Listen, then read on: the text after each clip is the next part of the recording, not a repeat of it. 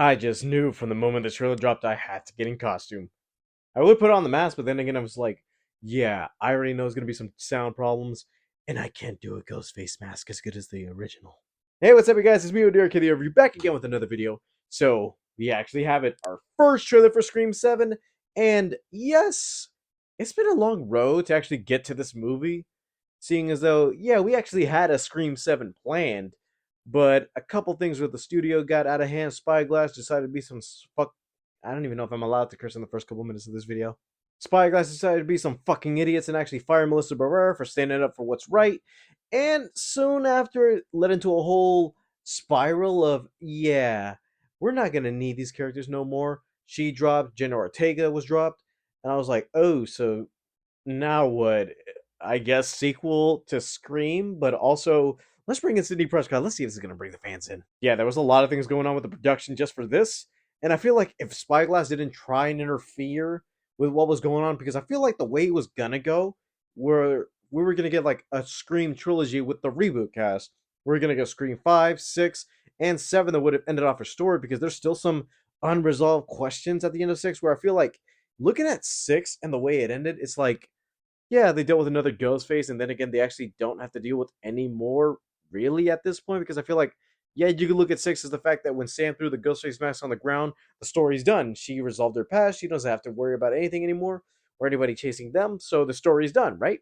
Part of me thought they were going to go in a different direction for the third one because I thought, okay, if they're doing the whole reboot treatment, I thought the third one would have been a bit more meta, where it would have had every returning character from the Scream movies who's alive in Hollywood in a way, or doing something against the meta Hollywood style way, because I feel like it would have done something akin to Scream 3. But I guess not. I guess we're doing something different with Sydney, her family, a couple of returning characters, and a Ghostface, which in theory, I don't even know what it is. I know there's word around that, yes, there's some other returning cast members in this movie from other movies where I'm like, yeah, but how is that going to work unless you want to retcon the retcons? Speaking of retcons, there were a couple of retcons they actually did in this one where I thought that's kind of a dumb decision. But then again, I'm like, yeah, it's kind of okay. You kind of want to do what you want to do to fix this franchise. But this time, instead of Ready or Not guys to the helm, we actually have Kevin Williamson, who actually was back with Wes Craven, who wrote the script for Scream. And I'm like, you know what? This is his franchise. He kind of did start with him, and his influence did show in Screams 1, 2, and 4. Part of me wants to see that style of Scream again, but I'm like, you know what? Something more familiar to Wes Craven's movies, because I feel like at some point I'm going to actually have to talk about Scream again, knowing I'm like, yeah, 7 is on the way, and I'm like, I'm going to actually talk about these movies on the channel, because this is kind of, I have a bias, and this is subjectively my favorite franchise. Out of all the horror movies, this is my favorite. And funny enough, this is kind of a long intro displaying a couple of the production problems, but let's get through all the bad stuff so we could actually enjoy some of the good. So, in that case, let's get to the trailer.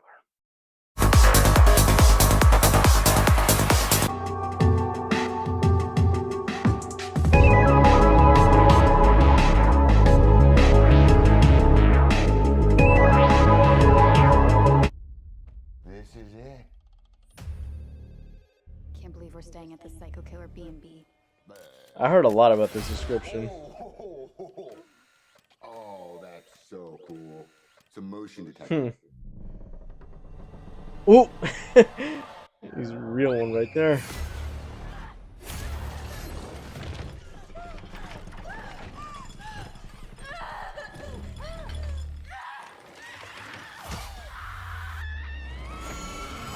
Nah, that's a good kill. I love that. Hello? Hello, Sydney. Did you miss me? Nice little town you found. Texas Chainsaw. You and your pretty daughter. Reminds me of where we grew up. Well, you sure know a lot about me for another asshole hiding behind a voice changer. Oh, I'm not hiding, It's Sydney. funny how casual she sees it. Not this Okay, now that's cool. He just kind of hopped him like Batman right there. Down to the end. And he just did the Michael Myers.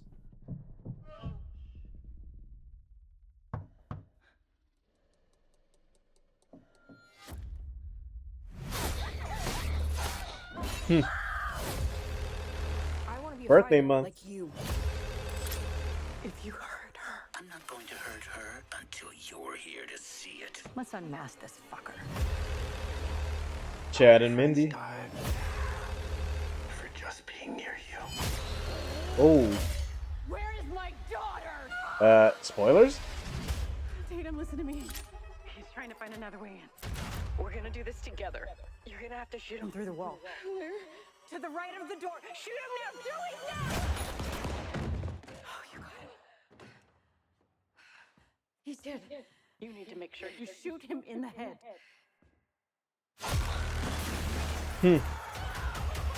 I'm gonna burn it all down. Mother! That shot is cool though. This is gonna be fun. Ooh.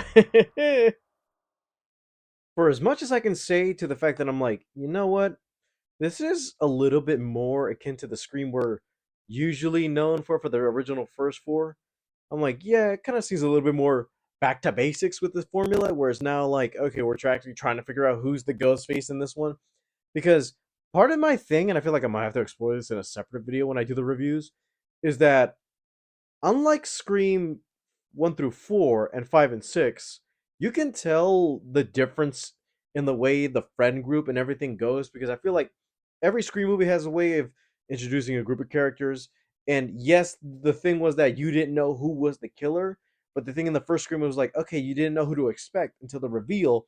So every time you rewatch that movie and the other movies moving forward, it's like you have a sense of you don't know who to trust, and in this case, somebody could be Ghostface, but you just don't know it.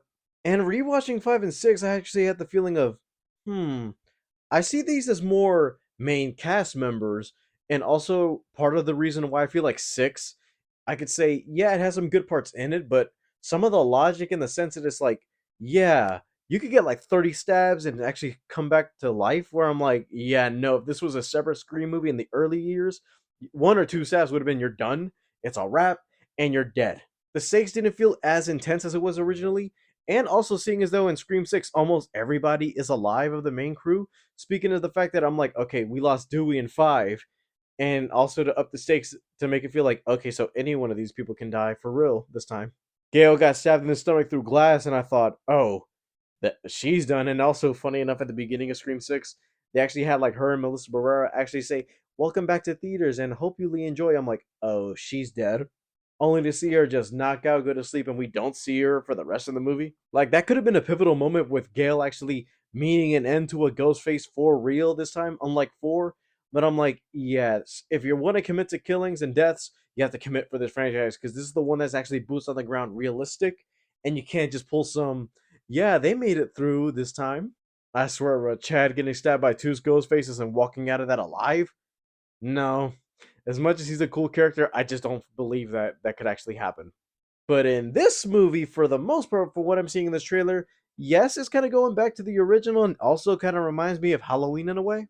More the 2018 version where I'm seeing as though Sydney Prescott is already secluded, and with her years of experience, she already has a gun in her hands, and she would find a way to actually booby trap her house to where, let's say, a Ghostface actually does come toward her again. She would actually find a way to actually Ghostface proof her house, hide between the walls, which also kind of reminds me of how Jamie Lee was doing in a couple of Halloween movies. A couple things I kind of want to do point out, which continuity wise, I'm not even sure Sydney's daughter's supposed to be an adult since in Scream 5, you kind of did see her walking around with a baby carriage, and I thought, oh, so they're young, and what year is this taking place? Also, her husband, who is Mark, but not Mark Kincaid from Scream 3, and the fact that it's like, oh, that's, I can't unsee Jeff Winger as her husband, because I'm like, damn, fucking Jeff. And he kind of gets killed by Ghostface in the one shot, which I'm like, damn, he didn't last long. But the big thing with this movie is also the fact that, yeah, just like, and I didn't think they were going to do it for this trailer, or at least save it for the movie itself, where at the end of this trailer, you actually heard a little voice at the end. And yes, that is Matthew Lillard's Stu Macher. And also the big thing of what's going to be going down with this movie and who is going to be the real Ghostface. Because the thing is that, yeah, we had a couple Scream movies where it's like, yeah, this person's Ghostface. But from the cast of this movie, I haven't seen a couple characters, but I thought, okay, out of everyone in the main crew, let me see, at least I could pinpoint out who could be Ghostface. And I'm not gonna lie, I only noticed one, and it's mainly because I've seen him in Gen V. also something people could be theorizing is the fact that what if Stu Macher is actually alive? Because there are a couple of things where I'm like, yeah, the Scream 3 idea would have been cool if it did happen at the time, but because of Columbine, they just decided not to do that. And there have been rumors that they might be doing AI Ghostface voices where, let's just say, AI is actually doing a lot to actually replicate voices and stuff. I don't approve of it, but if you're going to use it in a way where it's like, uh, if you want to do this thing, I can't lie and say you haven't done it before because it was used in Scream 3 with the little voice emulator that had everybody's voices in the mansion. And out of all the ghost faces, two have been confirmed so far to be in this, Stu Macher and Roman, which I'm like, okay, those two personally could have a good connection to Sydney, one being her brother and the other being, oh, one her best friend who actually made it so, oh, you're actually one of the people who killed my mom. And also slightly, I guess is also going to be used against Gale because I did kind of hear Dewey's voice for a second. I'm like, oh, so hmm, he's not going to be there just for flashbacks or something related to Five.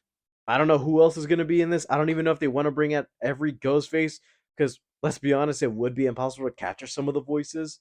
But then again, I'm like, yeah, they're using AI to replicate voices, and that logic is not going to make sense unless we see the explanation in the movie. But besides that, this was still a good trailer. I kind of did want to know what would have been, like, what was going to be the original Scream 7 for this. Because I feel like, if I'm going to be honest with you, and I did kind of look back on all the Screams, also, I feel like if I were to actually do this thing, I would have actually gave the Carpenter sisters their own little trilogy, continue 7, but just have them be the main leads for this one, end their story off in that nice little trilogy, end it with a bow, and then bring Scream back years later. Except I would actually use a title card for this one where it's like, okay, this is gonna be Scream, but I'm not gonna call it Scream 8. I'm gonna be taking a little bit of inspiration from Scream season 3 on MTV and call it Scream Resurrection, since you kind of have almost every ghost face in this one. And I feel like that would have been a good subtitle instead of using the 7, because it's kind of cool seeing it do the numbers again. But I feel like if I was going to be smart about it and actually not interfere with the plans they originally had, I would have just done Scream 5, 6, and 7 for the Carpenters and Scream Resurrection for Sydney.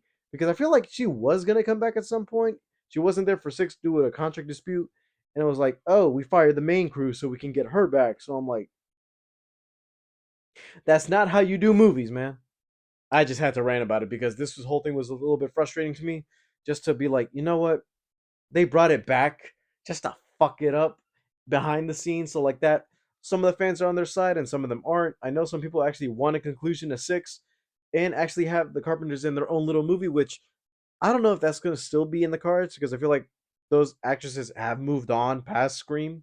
I'm still interested, but it's more like, what could have been? All right, guys. Thank you guys for watching. Don't forget to leave a like and subscribe. All my social media is down in the description below. And in the meantime, sound around some victims.